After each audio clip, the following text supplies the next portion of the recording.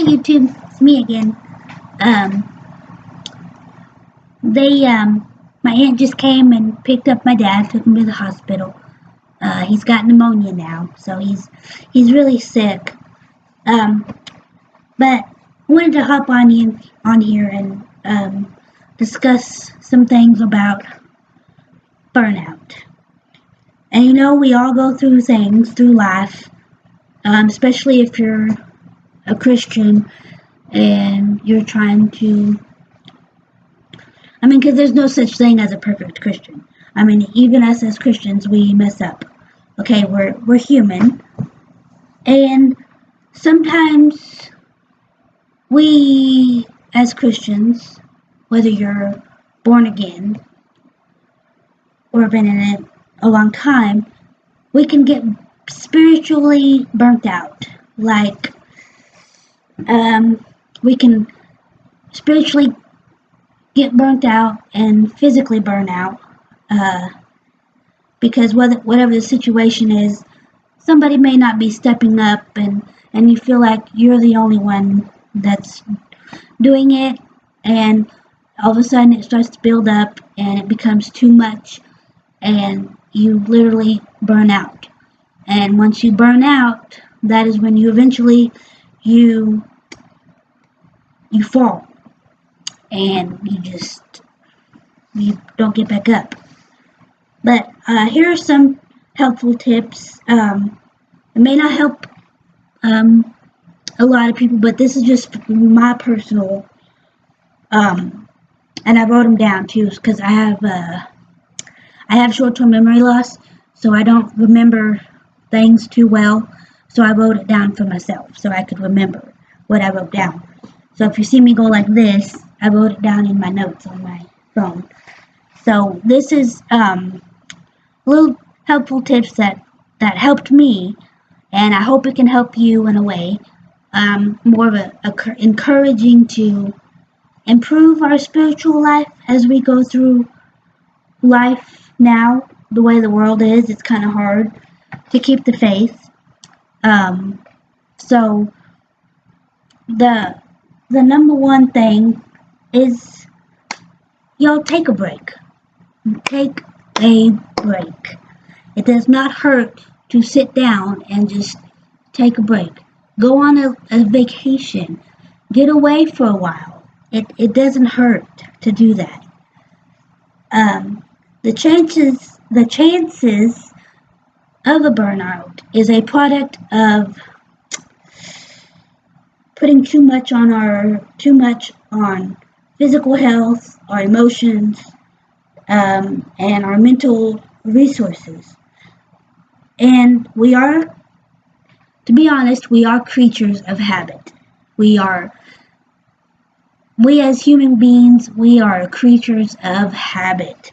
We want it a certain way, and that's how it's going to be. Just tasks, writing stuff down, making points. We are creatures of habit. And we also allow our routines to become driven by, it can be driven by anything. Our passion towards things like for example, somebody may be passionate about art and books and just all that stuff, and that also can be a creature of habit. You can start putting those things first and making those your priority before God. And because He's supposed to be number one, and no matter what, He's always going to be number one. And when and if you decide to take that break, you are going to feel so much better. You're going to come back relaxed. You're just going to be relaxed. And it's very simple to take a break from our everyday life, our everyday schedules. And once we take that break, it will also renew our passion to the things that we used to love to do, and so forth and so forth. And it just keeps just keeps going on. And we need to take a break now and then. Not every day, not all the time, because you have to go to work and you have to, if you're a Sunday school teacher, you have to prepare and all that stuff. But take a break. Like, take a break. You will feel a lot better. Trust me. Trust me. I know. You will feel a lot better when you just take a break, relax. And what me and my husband do to relax from work and the world, pretty much anything, we go fishing, which I love to fish. I could fish all day, every day, just to get away, because there's just something about fishing that's just relaxing, especially if you have a fishing buddy, you can go fish with them. It's so relaxing.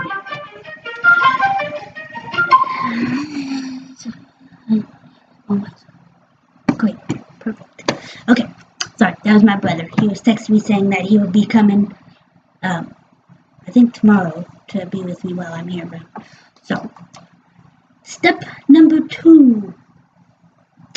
Live by the Spirit, not by the emotions. Which we all know as Christians, sometimes we go through the emotions. Many times it is a spiritual burnout. It is not a spiritual problem. It is actually a physical and emotional problem. That is when we focus so much and give so much attention to our feelings that we actually lose the sight of the Spirit. And whatever we are going through, regardless of our physical or emotional state, God is there. Okay, God is always there. No matter what you're doing, no matter what you're going through, He's sitting right here. And all those and the ones that got delivered from bad things, whether it be drugs, alcohol, He was right there. He was right there. He was waiting. He was right there.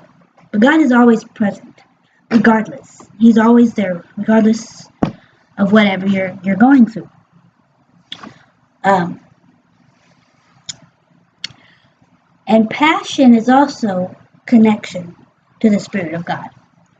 And as Christians, we must live by the Spirit to sustain us when we are dry or burn out, kind of like dry like the desert. But we must sustain that. I mean, there are times where sometimes we can be so wore out and so down that we lose that,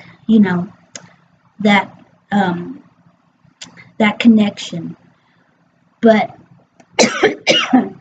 excuse me, but regardless, never ever lose your faith. And I know it's hard. It is very hard. But no matter what comes your way, you never ever let the enemy get you. Because once he gets you, he's got you. And once you allow him to get you, you can't shake him off. But you can shake him off if you start getting on your knees.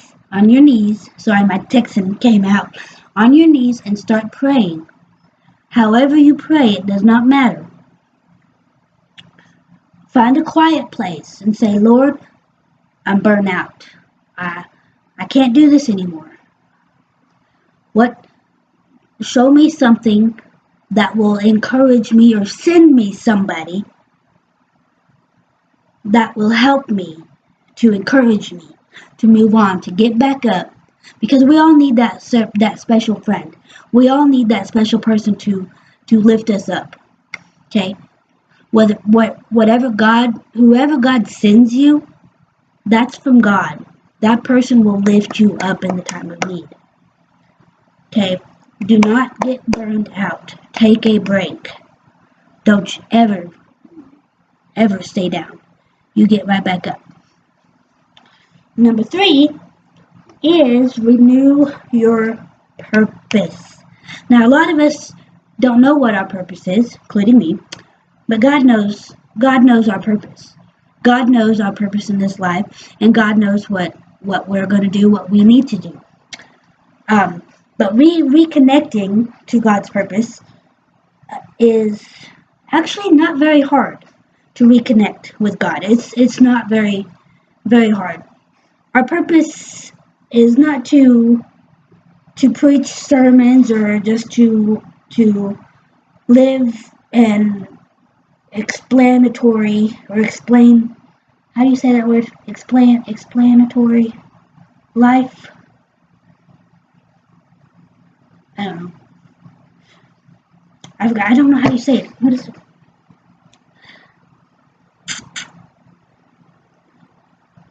Exemplary. I don't know. Wow. I don't know. Explanatory lives. I think that's how it's saying. Even though we must, it is to reach. It is to reach for souls, because there's a lot of souls out there that are hungry and that they are looking for that special purpose, or whether it be from whoever God sends you. Because we're all reaching souls. We're all trying to reach a soul. We're trying to meet them right where they're at. But the more commitment we make to further the gospel, rather than doing it on our own agenda per se, but the more empowered we become in the Spirit, that's when you start seeing the purposes. That's when you start seeing, oh, okay, God has this in my life, and it just becomes an empowerment per se. That's all I had on my notes. That I took.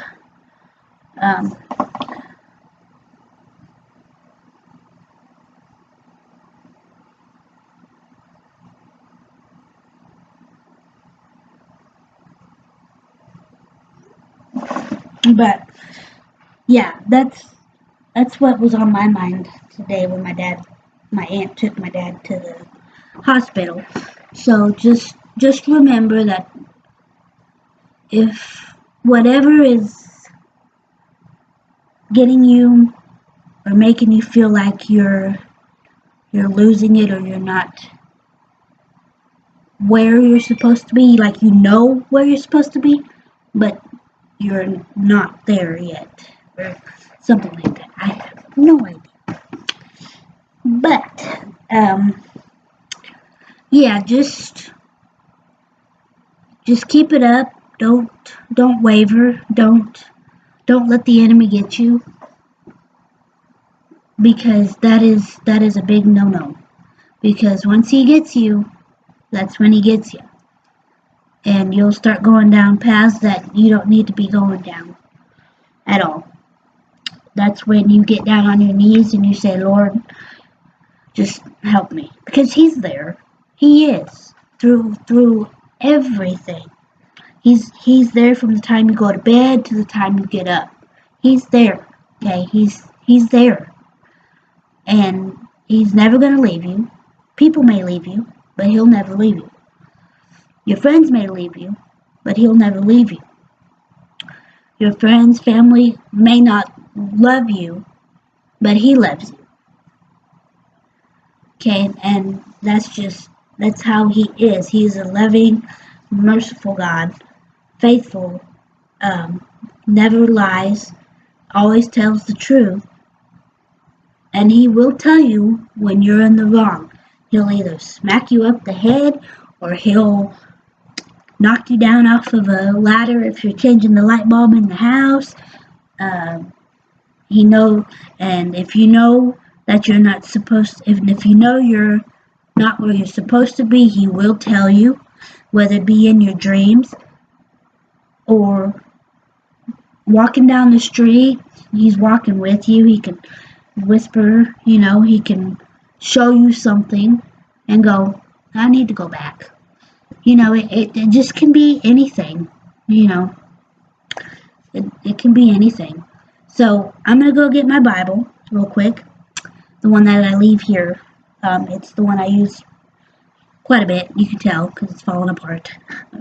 But I'm going to get my Bible and find a encouragement scripture and read it as well on here. So I'll be right back. Let's pause this. Back. Okay. This one is Hebrews 10:24. Hebrews 10 verse 24 and 25. This will be out of the King James Version.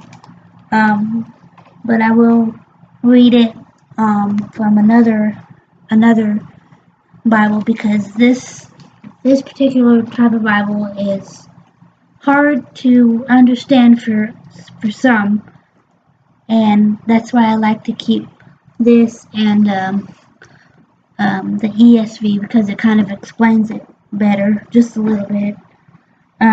Okay, Hebrews 10, verse 24. And let us consider one another to provoke unto love and to good works. Verse 25. Not forsaking the assembling of ourselves together, as the manner of some is, but exhorting one another, and so much the more as ye see the day approaching. And now this one, I think this one is out of the ESV. I'm not sure. So, and let us consider how we may spur one another on toward love and good deeds, not giving up meeting together, as some are in the habit of doing, but encouraging one another, and all the more as you see the day approaching.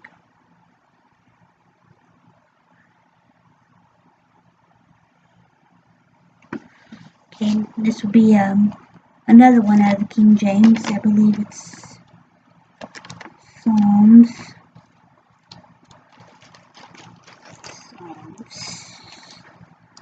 31, I think.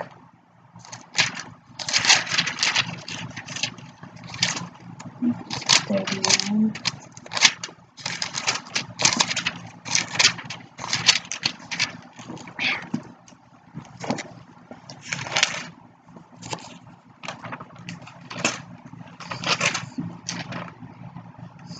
Oops.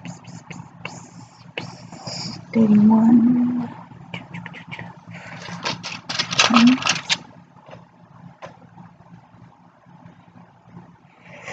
Oh yeah, everyone should know this one. Psalms 31, verse 24. Be of good courage, and he shall strengthen your heart, all ye that hope in the Lord. Now in the ESV, I believe this is what this is. Be strong and take heart, all you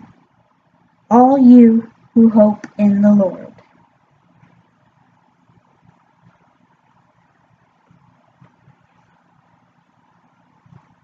And then we got one more.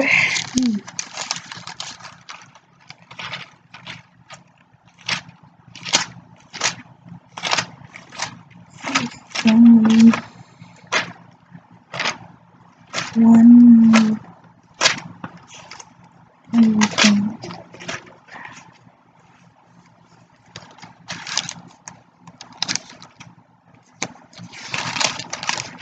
Yeah, 120.